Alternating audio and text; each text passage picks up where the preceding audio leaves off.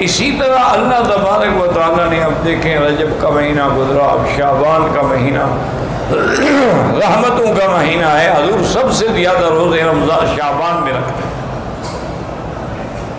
اس کی وجہ یہ ہے کہ تاکہ رمضان کے لیے ہمیں استعداد اور تیاری اور ترقی اور جذبہ پیدا ہو جائے، اور یہ بھی دعا فرماتے تھے کہ اللہم بلغتنا شعبان بلغنا رمضان، یا اللہ جیسے آپ نے ہمیں شعبان نصیب کیا ہے ایسے رمضان نصیب فرمائے۔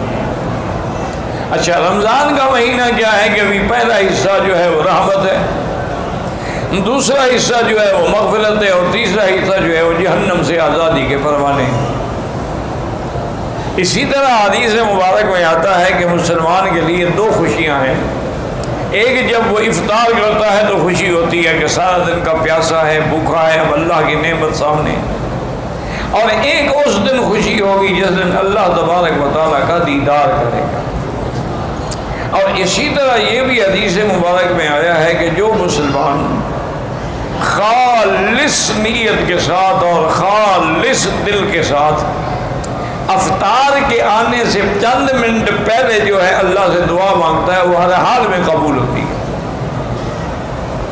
اس لیے انسان جو ہے کبھی کھجوروں پہ لڑ رہا ہے اور کبھی اس کو ضائع نہ کرے، افطار سے 10-15 منٹ پہلے دعائیں شروع کر دیں۔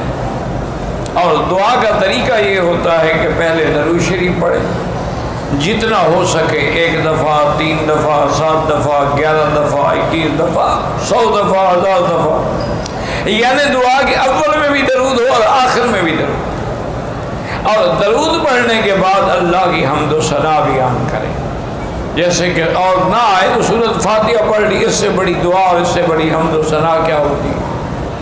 اور پھر اللہ کو اللہ کے ناموں کے ساتھ پکاریں کہ یا اللہ یا اللہ یا اللہ یا رحمان یا رحیم یا حی یا قیوم یا ذی الجلال والاکرام، اللہ کے ناموں کے ساتھ پکاریں، اور اس کے بعد وہ دعائیں جو حضور نے بتائیں یا پھر اپنی زبان میں جو مرضی آئے اللہ سے مانگیں،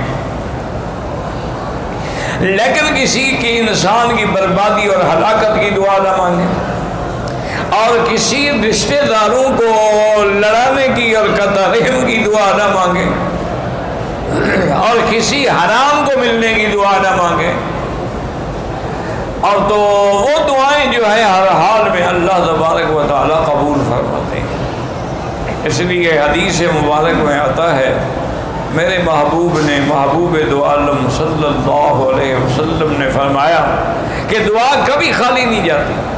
یا تو جو آدمی مانگ رہا ہے کہ یا اللہ مجھے حج نصیب فرما دے، حج نصیب ہو گیا، یا دعا مانگ رہا ہے لیکن وہ تو چیز نہیں ملی، لیکن مصیبت آ رہی تھی اللہ نے اس کو دفع کر دیا۔ اور تیسری صورت یہ ہوتی ہے کہ اس کی دعا کو قیامت کے لیے لکھ دیا جاتا ہے، ذخیرہ بنا دیا جاتا ہے، اس کا بدلہ اس کو قیامت میں ملے گا۔ تو جب قیامت میں دعاؤں کا بدلہ ملے گا وہ کہے گا یا اللہ کاش میری دنیا میں کوئی دعا بھی منظور نہ ہوتی، آج ہی سارے مجھے بدلے مل جاتے۔ تو یاد رکھیں کہ دعا جو ہے وہ کبھی خالی نہیں جاتی، صرف شرط یہ ہے کہ مانگنے والا ہو، شرط یہ ہے کہ اخلاص ہو، شرط یہ ہے کہ تڑپ ہو، شرط یہ ہے کہ درد دل سے دعا مانگے۔ جو دعا دل سے نکلتی ہے نا یاد رکھیں وہ اثر رکھتی ہے۔ اور اسی طرح حضور نے منع فرمایا ہے کہ ان قلب لاہم، کہ اگر زبان پر تو دعا مانگ رہے یا اللہ آج نصیب فرما، عمرہ نصیب فرما، رمضان نصیب فرما، مدینہ پاک، لیکن دل غافل ہے، دل کسی اور طرف لگا ہوا ہے۔ کیا معنی؟ بر زبان تسبیح و در دل گاہ خر، کہ زبان پر تو تسبیح ہے لا الہ الا اللہ، خیال یہ ہے کہ پتہ نہیں میرا گدھا جو ہے اس کو کسی نے پانی پلایا ہے نہیں پلایا۔ تو اب زبان کے اندر تو تسبیح ہے اور دل کے اندر کھوتا اور گدھا کھڑا ہوا ہے، تو دعا کہاں منظور ہوگی؟ دعا یہاں مانگ رہا ہے اور خیال ہے یار پتہ نہیں میرے بیوی بچوں کا کیا بنا، وہاں ملک میں کیا حال ہوگا، گھر میں کیا حال ہوگا، پتہ نہیں راشن بھی ہے کہ نہیں ہے، تو پھر دعا مانگنے کی کیا ضرورت؟ اس لیے حضور پاک نے فرمایا کہ غافل دل سے کبھی دعا نہ کرو۔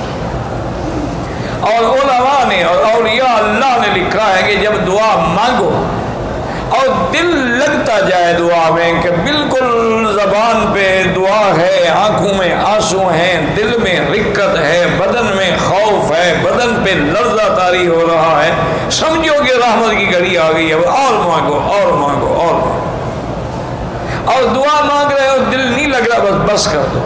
ایسا نہ ہو کبھی نافرمانی کی وجہ سے کہ اچھا مانگتے مجھ سے ہو اور دیکھتے ادھر ہو. اب دیکھیں نا مثال کے طور پر آپ کسی بادشاہ کے سامنے یا گورنر کے سامنے یا حاکم کے سامنے کھڑے ہو کے بات کریں، بات اس سے کریں اور دیکھیں اس طرف، تو وہ کہے گا یہ کون ہے بے وقوف، نکالو اس کو مجلس سے، بات مجھ سے کر رہا ہے اور دیکھ ادھر رہا ہے.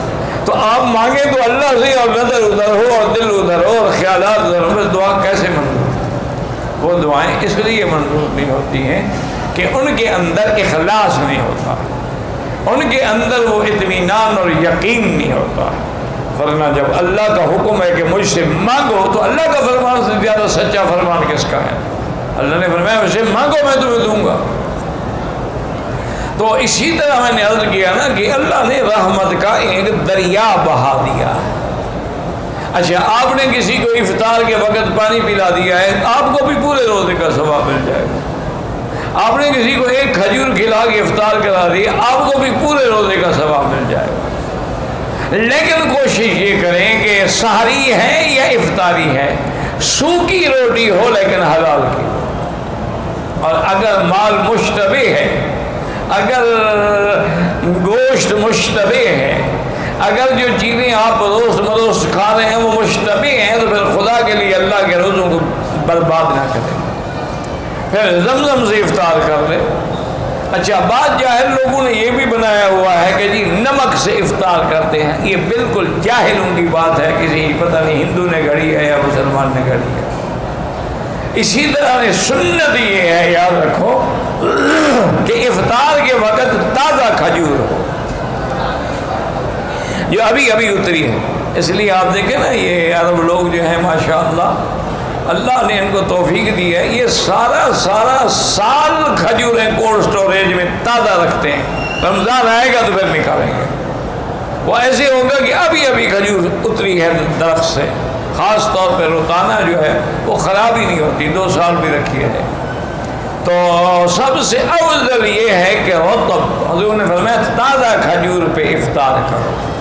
اور یہ بھی ہے کہ کھجور کھاؤ تو یا 1 دانہ کھاؤ یا 3 کھاؤ یا 7 کھاؤ، یعنی اس کا عدد جو ہے جتنا وطر ہوگا اتنا زیادہ وہ فائدہ ہوگا.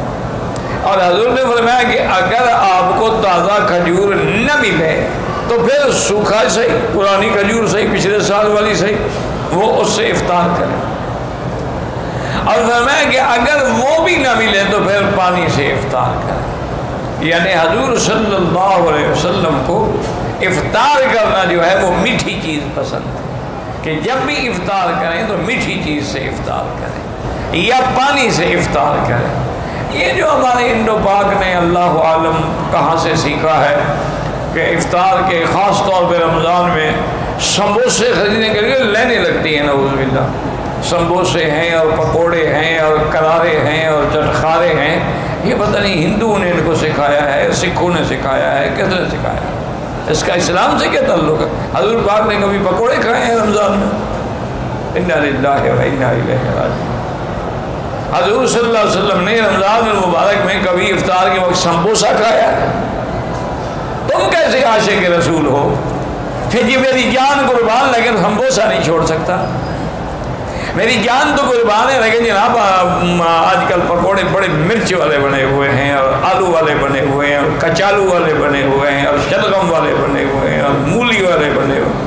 عورتیں گھر میں سارا دن بیچاری خاوند روزے رکھتے ہیں، وہ بیچاری کھانے پکاتی رہتی ہیں. انا للہ و انا الیہ راجعون. ولا نقول الا لا حول ولا قوت الا باللہ العلی العظیم. دیکھیں نا جی رمضان ہو، روزہ ہو، آج کل دیکھیں آپ کے ملک میں 50 ڈگری فارنہائٹ پہ سورج پہنچا ہوا ہے، یعنی لوگ کھڑے کھڑے ہیٹ اسٹروک سے گر جاتے ہیں اور مر جاتے ہیں. اسی طرح بعض جگہ 47 ہے، بعض جگہ 43 ہے، بعض جگہ 45 ہے. تو اور پھر یہ ہے کہ وسائل بھی نہیں ہے نا. دیکھو نا یہاں تو الحمدللہ میں تو ہمیشہ اپنے دوستوں سے کہتا ہوں، میں نے کہا یار مکے مدینے پاک کے روزے تو مفت کے روزے ہیں۔ انہوں نے کہا کیسے؟ انہوں نے کہا بھی آرام سے ساری رات جاگتے رہتے ہیں، صبح کی نماز پڑھ کے ایئر کنڈیشن چلا کے کمبل لپیٹ کے سوتے ہیں، سردی لگتی ہے، ظہر کو اٹھیں گے نماز پڑھ کے انشاءاللہ پھر لیٹ جائیں گے، حضرت کی ابھی نیند پوری نہیں ہوئی، 6 گھنٹے سو چکا ہے، پھر سو جائیں گے، اور پھر عصر کے بعد جو ہے جناب پھر وہی تیاری شروع ہو جائے گی کہ شربت ہو اور اناناس ہو اور جام شیریں ہو اور قصر شیریں کی مٹھائی ہو اور پکوڑے ہوں۔ انا للہ و انا الیہ راجعون ولا نقول الا لا حول ولا قوت الا باللہ العلی العظیم۔ میرے دوست نہیں کہہ سکتا، بہرحال مہربانی فرماتے تھے، بزرگ تھے، میرے خیال میں ان کی عمر 80 سے اوپر ہوگی، خیال ہے، اللہ عالم، لیکن ماشاءاللہ اللہ نے ایسی صحت دی تھی، نہیں کہ ہم اب چل نہیں سکتے، گھٹنے بھی جواب دے گئے اور گردن کا یہ عالم ہے کہ نہ ادھر دیکھ سکتا ہوں نہ ادھر، کہ ابھی وہ محبت سے بیچارہ مل رہا تھا، تھوڑا سا اور جھٹکا دیتا تو کام ہو گیا تھا ماشاءاللہ۔ یہاں رواج ہے نا، ملیں گے پھر گردن میں بھی ہاتھ، گردن کیا کیا قصور ہے بیچاری کا یار، بوسہ بھی دینے سامنے کھڑے ہو کے دے دو، یہ کون سا بوسہ ہے کہ پہلے اس کی گردن میں ہاتھ ڈال، میں بیوی ہوں تمہاری، عجیب سا رواج ہے جناب، گلے میں باہیں تو بیوی کے ڈالی جاتی ہے نا، استاد کو تو ماتھے پہ بوسہ دیا جاتا ہے، سر پہ بوسہ دیا جاتا ہے، اور وہ آرام سے بیٹھا کر اس کو تکلیف پہنچا کے بوسہ دینا ہے تو پھر کیا فائدہ ہوا؟ اس بیچارے کو تو خیر پتہ نہیں تھا، اس نے آمدن تو نہیں کیا، لیکن اس کو اتنا تو سننا چاہیے تھا کہ 18 دن ہو گئے استاد بیمار ہیں، کیا بیماری ہے؟ نماز کھڑے ہو کے بھی نہیں پڑھ سکتے، صرف میں فرض میں کھڑا ہوتا ہوں اور وہ بھی مشکل سے، کیونکہ حکم ہے کہ اگر قیام کر سکتے ہو اور نہیں کرتے نماز نہیں ہوتی۔ ہاں ایک آدمی قیام کر ہی نہیں سکتا، بیٹھ کے بھی جائز ہے، سو کے بھی جائز ہے، لیٹ کے بھی جائز ہے، اشارے سے بھی جائز ہے، لیکن اگر کھڑے ہونے کی طاقت ہے اور پھر کھڑا نہیں ہوا نماز نہیں ہوتی، تو اب میں مجبور ہو کے فرضوں میں تو کھڑا رہتا ہوں کہ چلو اللہ کرے میرے فرض تو صحیح ہو جائے، اور باقی سنت نفل پہ کرسی پہ بیٹھ کے پڑھتا ہوں کہ مجبوری ہے۔ تو اس لیے ہمیشہ یاد رکھیں کہ رمضان المبارک کا مہینہ آ رہا ہے، ابھی سے تیاری کر لیں، ابھی سے توبہ کر لیں، ابھی سے گناہوں کی معافی۔ میں یہ نہیں کہتا آپ شربتیں نہ پئیں، اچھے کھانے نہ کھائیں، رات کو جا کے کھا لیا کریں نا گھر میں، لیکن افطار تو سنت کے مطابق کریں نا۔ اور آپ کو شاید احساس ہو نہ ہو، جہاں آپ پکوڑے کھاتے ہیں نا 2 صفوں تک اس کی ہوا ہوتی ہے، لوگوں کی نمازیں برباد ہو جاتی ہیں ماشاءاللہ۔ انا للہ و انا، کیونکہ پکوڑے کی ہوا آپ خود جانتے ہیں کیسے ہوتی ہے، تو لیکن کھجوریں 2 کلو کھا جائیں ہوا تو نہیں آئے گی۔ اللہ کے نبی کی حکمتیں ہیں کہ آپ وہ میرے دوست میں بتا رہا تھا کہ وہ ماشاءاللہ رمضان میں روزانہ عمرہ کرتا تھا، روزانہ۔ احرام رمضان میں اس نے کھولا ہی نہیں، سر پہ اسلحہ پھروایا تو وہی چادر سر پہ ڈال دی اور نماز پڑھی آرام سے، اور پھر اس کے بعد پھر چل پڑے۔ کبھی وہ رات کو تراویح کے بعد چلے جاتے تھے اور فجر کی نماز تک وہ اپنا عمرہ مکمل کر لیں، آرام سے عمرہ بھی ہو جاتا، رش بھی نہیں ہوتا، اور جناب نماز پڑھ کے پھر آرام سے سو جاتے تھے۔ تو ایک دن انہوں نے کہا مجھے اشارے سے کہ یار بیٹھ جاؤ، میں بیٹھ گیا تو اس نے عجوا کھجوریں رکھی ہوئی تھی، اور ایک جگ تھا چھوٹا سا، اس میں مشروب تھا، تو کہنے لگا اس میں دودھ بھی ہے، زمزم بھی ہے، شہد بھی ہے، چونکہ ان تینوں چیزوں کو اللہ کے شفا فرمایا، تو میں ان تینوں چیزوں کو جمع کر لیتا ہوں اور اسی سے افطار کرتا ہوں کہ کھجور کھا لی اور 2-3 گلاس یہ چڑھا لیے، سارا دن پتہ ہی نہیں لگتا عمرہ کرنے کا، بھاگنے کا، دوڑنے کا، اتنی اللہ انرجی دے دیتے ہیں، طاقت دے دیتے ہیں کہ پھر مجھے کسی چیز کی ضرورت نہیں رہتی۔ تو اس لیے ہمیشہ یاد رکھیں۔ اچھا کبھی کبھی زیتون بھی رکھا کریں، چونکہ جن چیزوں کا قرآن میں ذکر ہے نا ان کا خیال کیا کرو۔ قرآن میں والتین والزیتون وطور سینین وہذا البلد الامین، تو طور تو خیر پہاڑ کا نام ہے، اور تین کہتے ہیں انجیر کو، زیتون مشہور ہے، تو اگر تازہ نہ ملے تو اس کا تھوڑا سا وہ دانے اچار والے رکھ لیے تاکہ سنت پوری ہو جائے. وہ بھی نہ ملے تو چلو تو زیتون کا تیل, حضور تو تیل میں روٹی ڈبو کے کھاتے تھے. آپ کے لیے سالن کیا تھا؟ زیتون کا تیل, اس میں روٹی ڈالی اور کھا لی. اور یا کبھی خل مانا سرکہ, حضور سرکے سے روٹی کھاتے.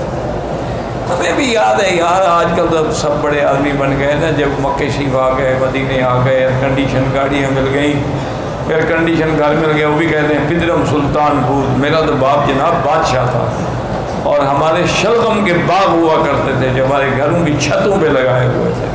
انا للہ و انا الیہ راجعون. شلغم کا بھی باغ کا بھی دیکھا ہے. تو یہ تو قدرتی بات ہے. ورنہ ہم کیا لوگ, ہم این گرمی کے روزوں میں مجھے یاد ہے کہ لسی کا اتنا بڑا دکھا ہوتا تھا, بس وہاں سے پانی ڈالتے جاتے پلاتے جاتے. میں نے کہا حضرت کتنا پانی ڈالیں گے؟ فرمایا بابا لڑائی اور لسی جتنا بڑا ہو بڑھ سکتی ہے. لسی میں بھی پانی ڈالتے جاؤ بڑھتی جائے گی, لڑائی بھی لڑتے جاؤ بڑھتی جائے گی. یہ دو چیزیں ہیں جتنا بڑھاؤ بڑھتی ہیں, گھٹتی نہیں ہیں. یہ افطار ہوتا تھا. اچھا, اور سردیوں میں گڑ کی چائے ہوتی تھی. جب ہم پڑھتے تھے نا, گڑ کی چائے بنی ہوتی تھی, اور بڑے شوق سے ہم وہ گڑ کی چائے پیتے تھے. اللہ اکبر اللہ اکبر. ہمارے شیخ تھے حضرت گمانوی رحمۃ اللہ علیہ. اللہ ان لوگوں کی, میرے تمام مشائخ کی, اساتذہ کی, محبین کی, مخلصین کی, معاونین کی جو فوت ہو گئے, اللہ ان کی قبروں کو باغ جنت بنائے.